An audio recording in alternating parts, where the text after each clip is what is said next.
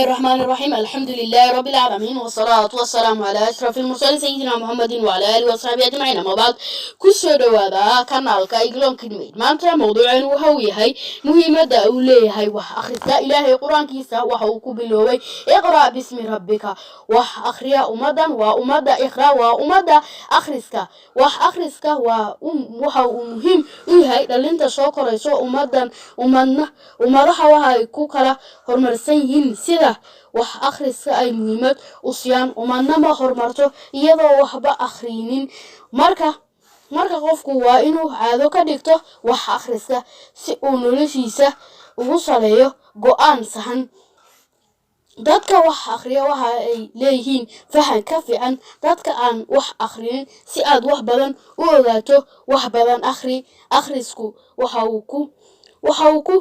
geynayaa meel sare mahmaha ingiriis ah ayaa waxay leedahay today readers are tomorrow leaders akhriyaasha maanta waa hogaamiyaasha berito